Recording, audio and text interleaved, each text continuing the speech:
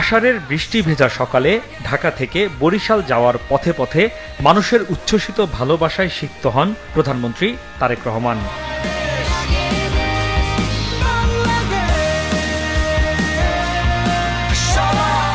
সরকার প্রধান হিসেবে প্রথমবারের মতো বরিশাল সফরে গিয়ে প্রধানমন্ত্রী শুরুতেই গৌরনদী উপজেলার সারিকল বাটাজোড়া খাল পাড়ে রোপণ করলেন গাছের চারা, আর এর মধ্য দিয়ে উদ্বোধন করলেন গৌরনদীতে বৃক্ষরোপণ কর্মসূচি।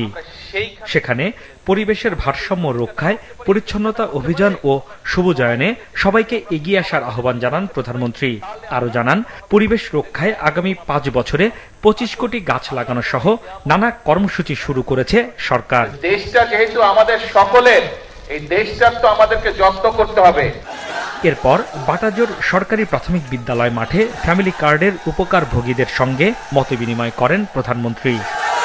সরকার প্রধান জানান, আগামী 1 বছরের মধ্যে দেশের 41 লাখ পরিবারের কাছে পৌঁছে যাবে ফ্যামিলি কার্ড। অসহায় দুস্থ যে পরিবারগুলো আছে, আমরা ধীরে ধীরে প্রথমে তাদের হাতে ফ্যামিলি কার্ড পৌঁছে দিতে চাই।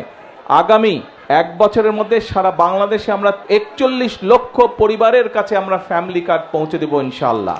আমরা চাই সকল ধর্মের মানুষকে একসাথে নিয়ে, কোনো ভেদাভেদ না, সকলকে মানবিকতার ভিত্তিতে বিচার করে আমরা এই দেশকে পুনর্গঠন করতে চাই। যতক্ষণ বিএনপির পাশে জনগণ থাকবে, বিএনপি কোনো বাধা মানবে না, বিএনপি দেশকে ইনশাআল্লাহ সামনের দিকে এগিয়ে নিয়ে যাবে।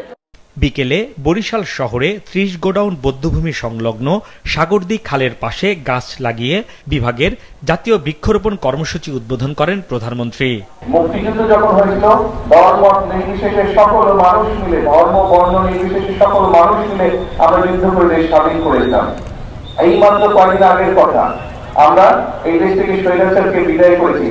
সকল শ্রেণী পেশার, সকল ধর্ম মত নির্বিশেষে সকল শ্রেণী পেশার মানুষ রাজপথে নেমে এসে স্বৈরাচারকে এই দেশ থেকে হটিয়েছে।